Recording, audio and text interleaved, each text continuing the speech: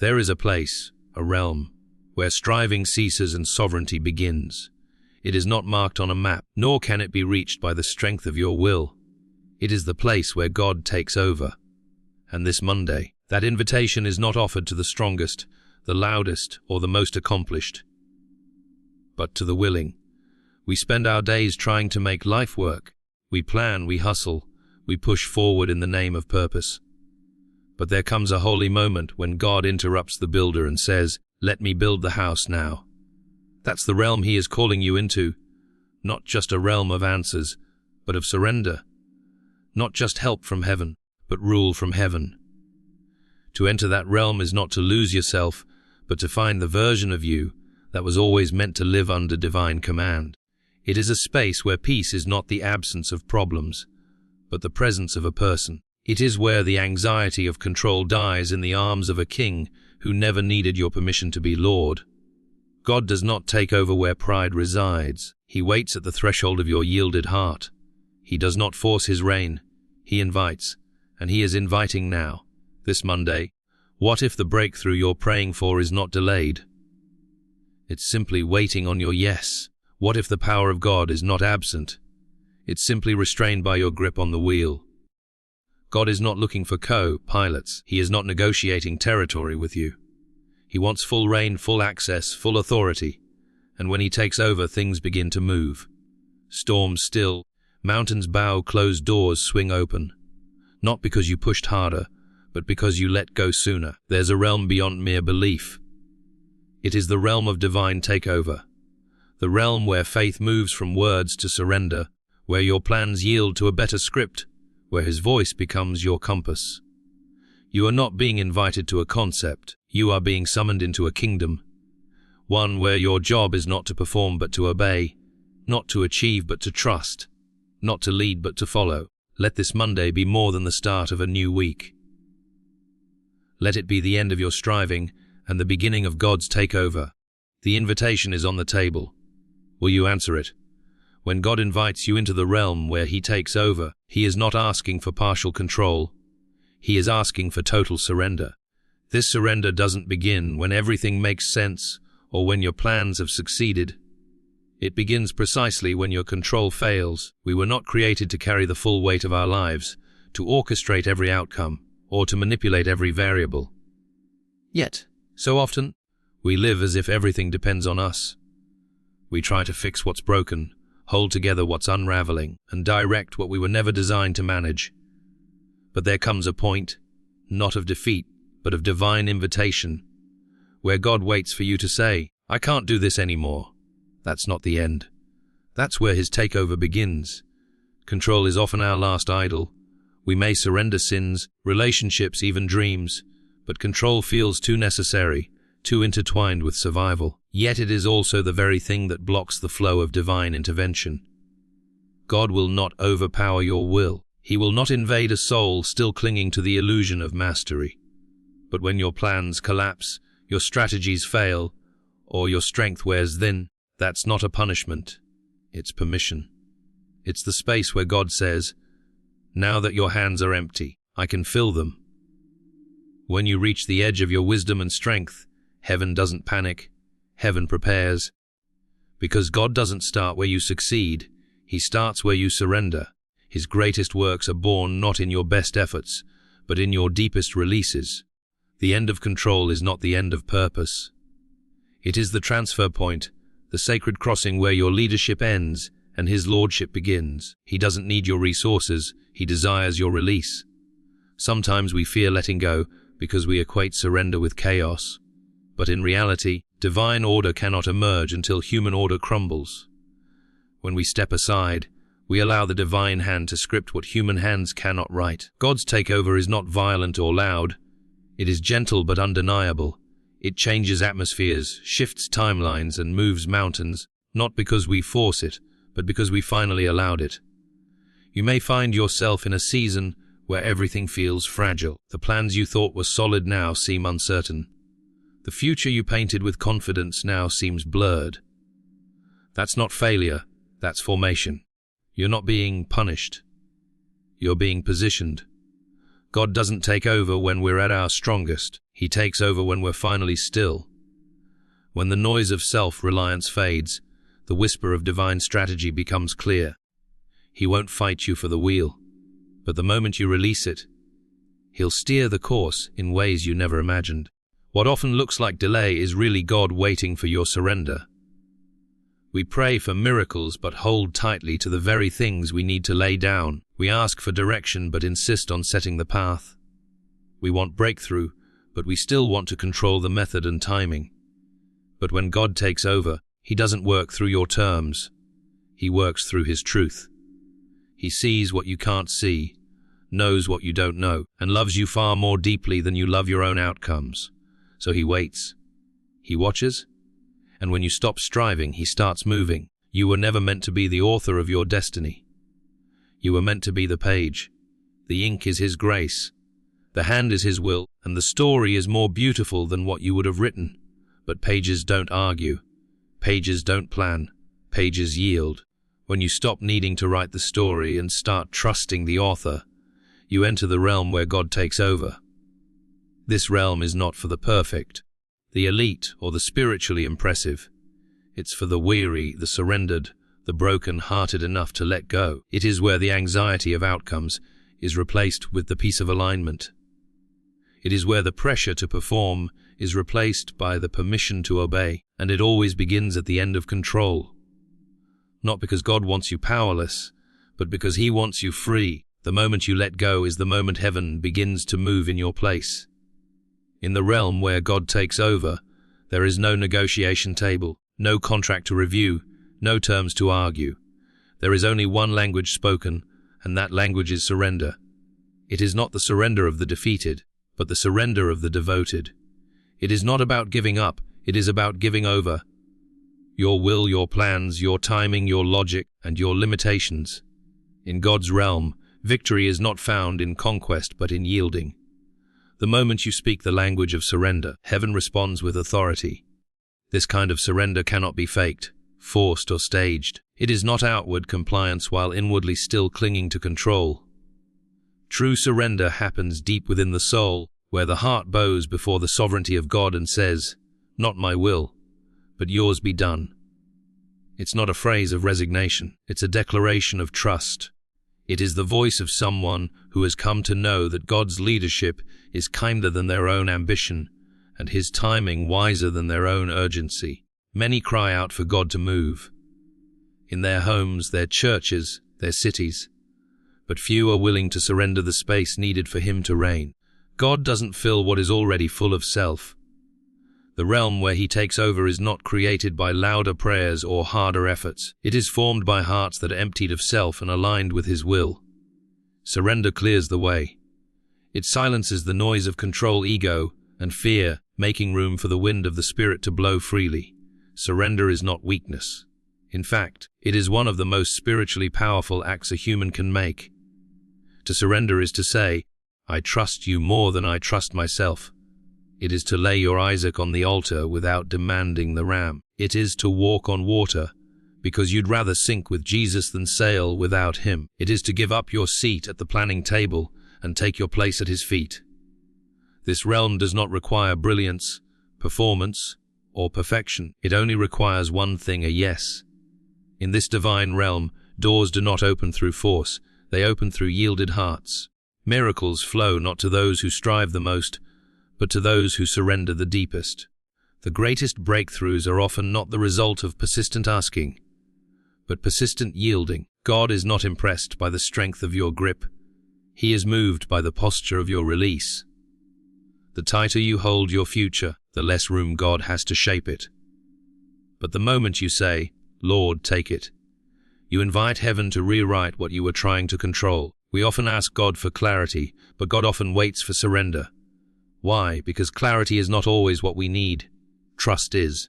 God rarely lays out the entire path, because he wants you to walk with him, not run ahead of him. And walking with God always requires surrendering the right to know everything. It is in not knowing yet still following that faith is formed and the supernatural becomes natural. The language of surrender also transforms how we pray. We stop praying to convince God and start praying to conform to him. We stop treating prayer like a courtroom plea and begin treating it like a throne room exchange. We don't pray for God to fit into our story. We surrender so we can find our place in His. Our prayers become less about outcomes and more about alignment, less about control and more about communion. When you live in this realm, you begin to see that everything you let go of is not lost. It's sound. Your surrendered plans return in better forms. Your surrendered dreams come back refined and divine. Your surrendered relationships come back blessed or replaced with better. God never wastes what you surrender. He sanctifies it. So when you enter the realm where He takes over, remember you don't need to have the answers. You don't need to force the outcome. You don't need to prove your strength. You just need to speak the language He responds to, the language of surrender. And once you do, you'll realize you've stepped into a realm where heaven is not just near. Heaven is now in charge. When God decides to take over, His first move is never on a stage. It's in the secret place.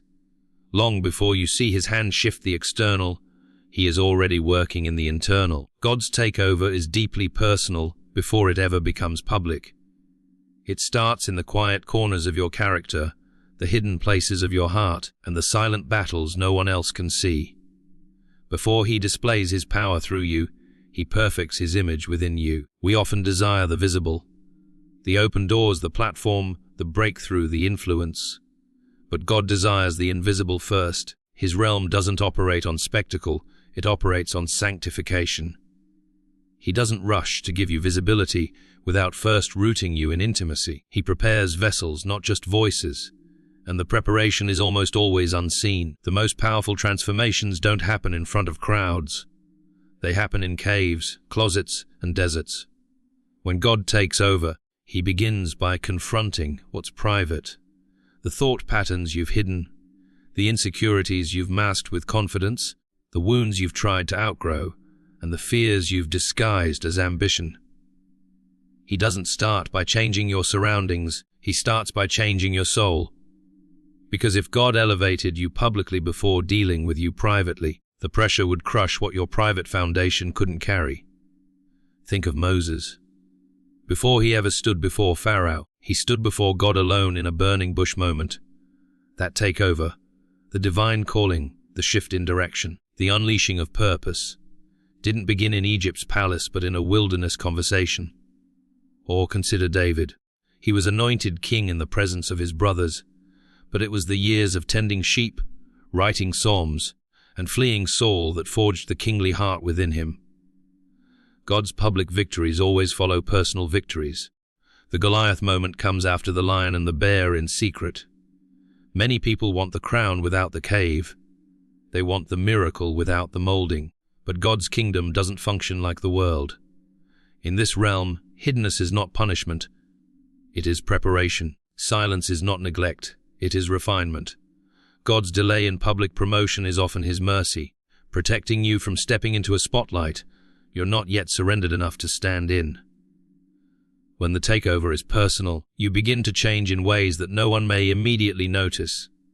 Your reactions become slower, your prayers become deeper, your discernment sharpens. You lose your appetite for applause and gain a hunger for alignment. Your heart becomes less interested in being seen and more desperate to be found faithful. This is the soil where true authority grows, not the authority that comes from title or influence, but the kind that hell recognizes, the kind that comes from walking closely with God. Sometimes it may feel like nothing is happening.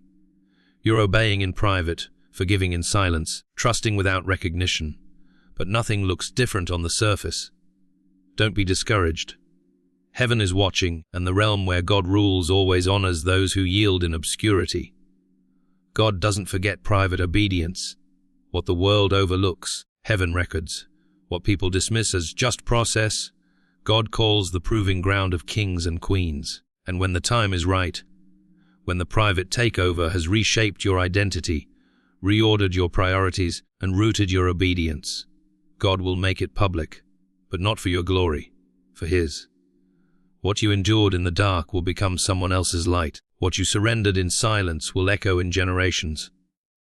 The world will see the power, but only you will understand the price. God's realm is not impressed by noise. It is drawn to nearness. If you're in a season where no one sees the changes, where your prayers seem to echo back, where your faithfulness goes unnoticed, rejoice.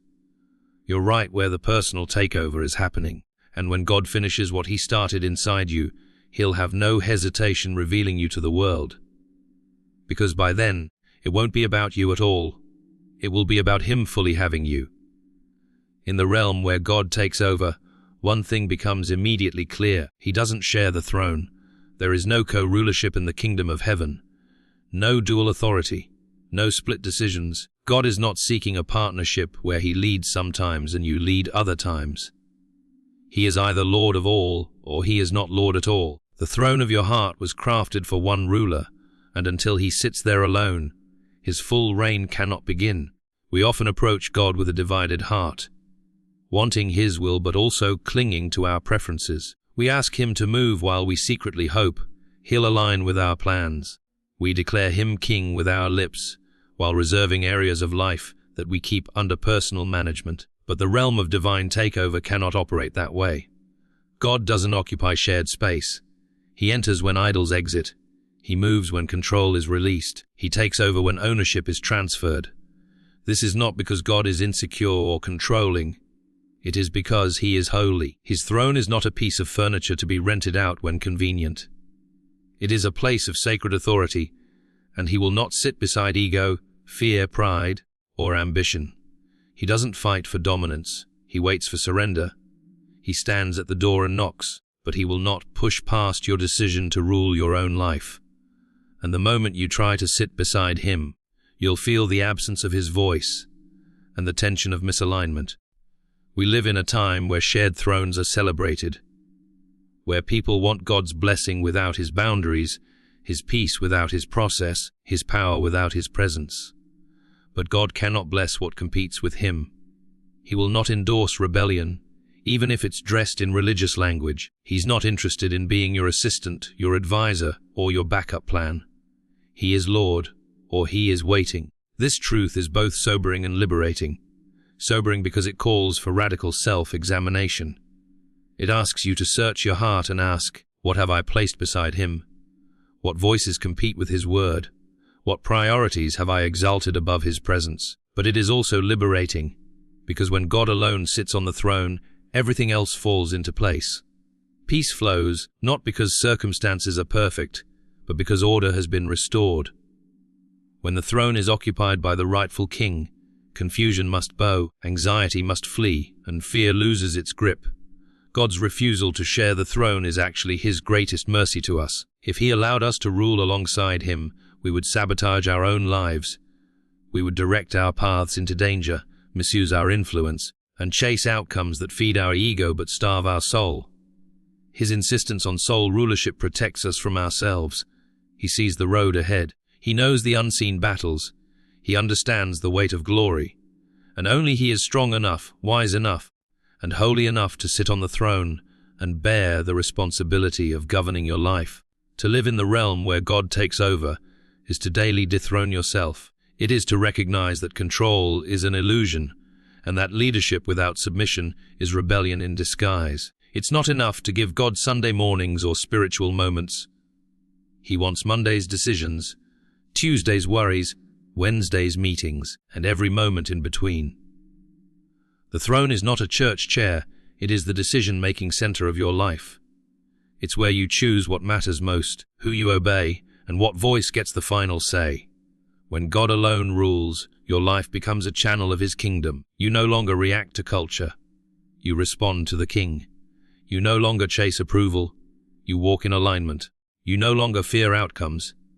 You rest in obedience. And in that place, you discover a joy that control could never give, a freedom that striving could never earn, and a purpose far greater than anything you could orchestrate. So let the throne be cleared. Let the idols fall. Let your ego be silenced and your heart be still. Because God is not asking to sit beside you. He is asking to sit above everything. And when He does, you'll know the beauty, the strength, and the glory of a life fully ruled by the King who never fails. In the realm where God takes over, the currency is not effort. It is trust.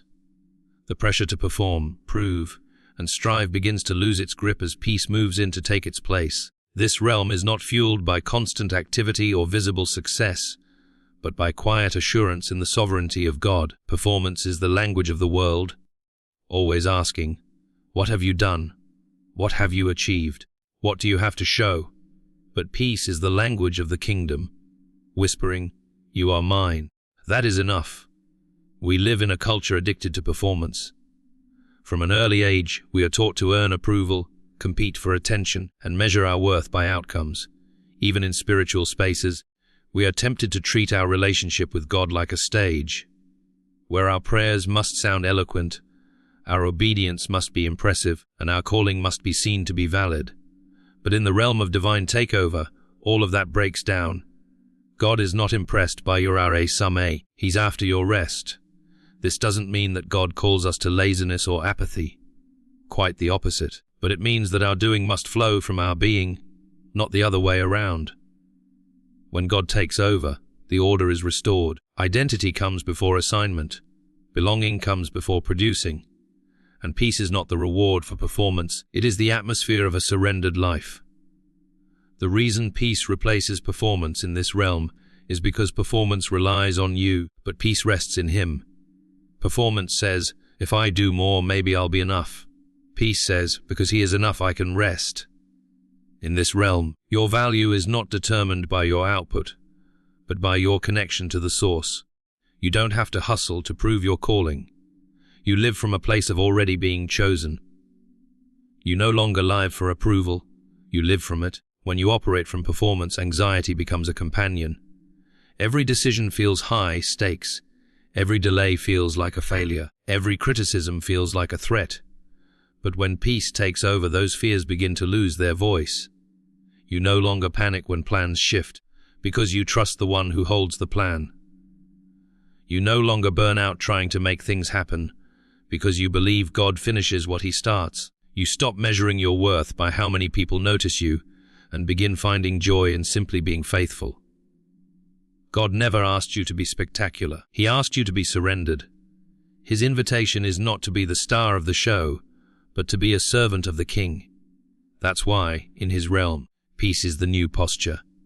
You walk into rooms not with the pressure to impress, but with the presence of peace. You show up not with answers, but with availability. You stop comparing your pace with others, because you realize you're not in a race. You're in a relationship. Even when God gives you a public assignment, He does not require public striving. Jesus, the perfect model of divine takeover, often withdrew from the crowds to be alone with the Father. He didn't chase attention. He walked in alignment. His ministry flowed not from pressure, but from presence. That's the blueprint.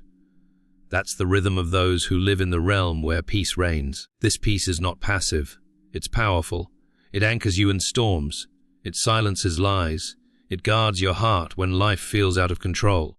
And it reminds you that fruitfulness in the kingdom is never birthed through stress, but through abiding. You cannot fake peace. You cannot manufacture it. It only comes from proximity to the Prince of Peace. So when you find yourself tired from trying to prove, when the applause doesn't satisfy, when the goals you hit still leave you empty, know that there's another way. There's a realm where God takes over, and in that realm, peace replaces performance.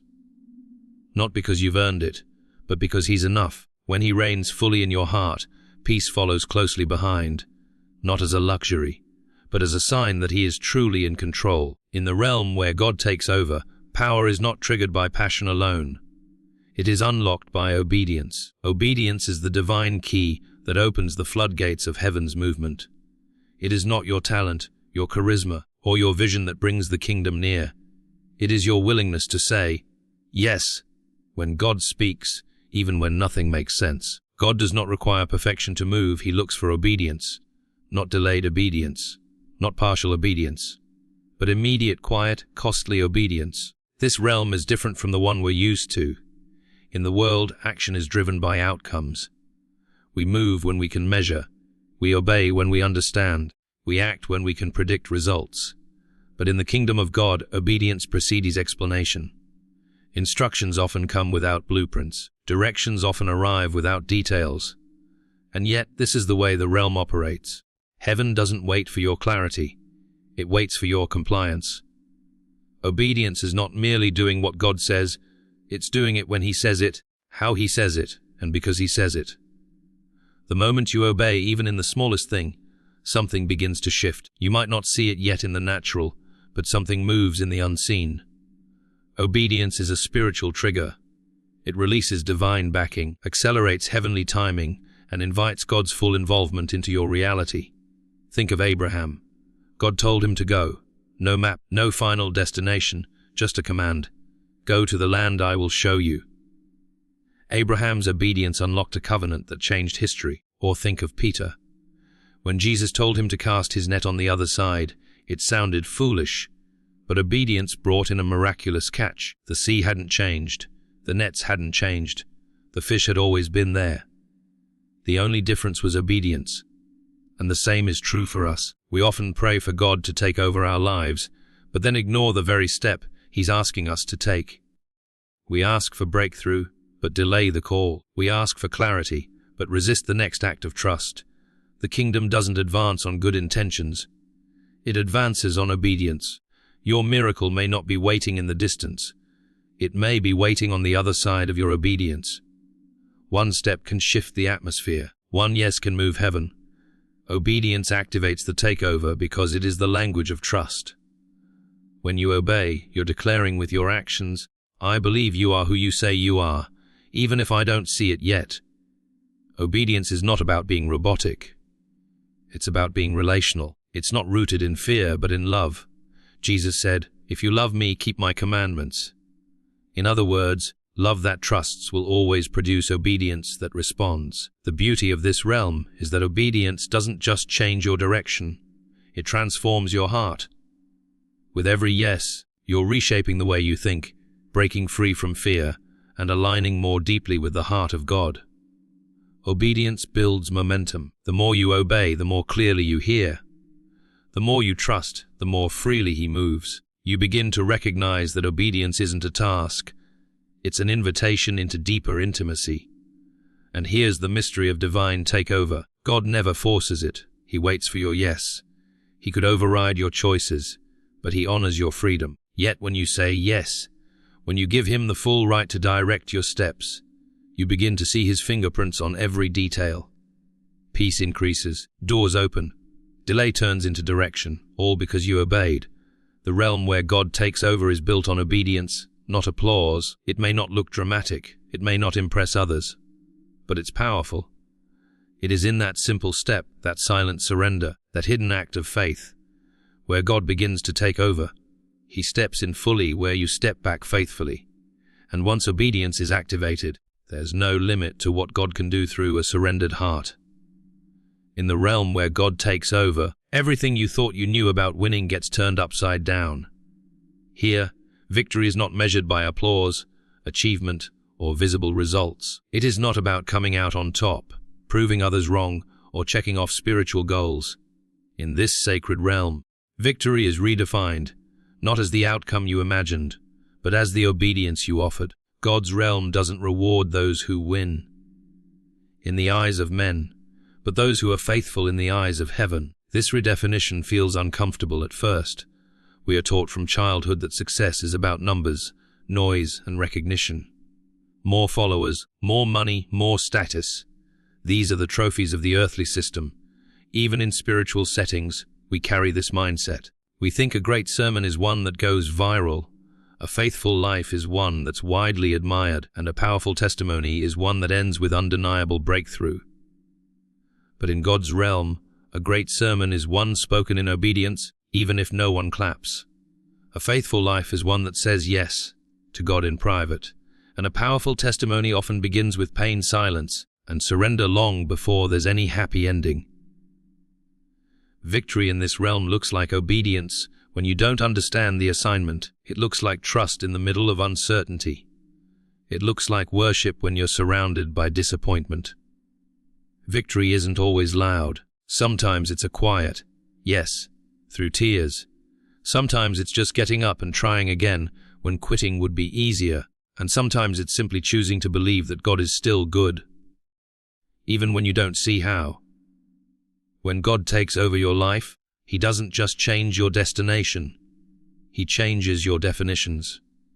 He doesn't want you to just arrive at the promised land. He wants you to become someone who sees life through His eyes. In His view, the one who remained faithful in obscurity is victorious. The one who forgave in silence is triumphant. The one who sacrificed comfort for calling, reputation for righteousness, control for trust, that person has won in ways this world cannot understand.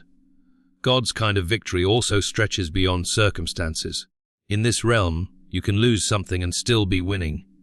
You can be rejected and still be chosen. You can walk through fire and still be in favor, because victory here is not a position, it's a posture. The posture of a surrendered heart. The posture of someone who says, even if I don't see the results yet, I know God is in it, and that's enough. This shift in perspective brings deep freedom. You no longer live under the tyranny of outcomes. You no longer evaluate your worth based on whether things worked out the way you hoped. You stop comparing your journey to others. You stop asking, am I as successful as them? And start asking, am I as surrendered as He asked me to be? Because in this realm, surrender is success. Faithfulness is fruit, and hidden obedience is the highest honor. Even Jesus modeled this redefined victory.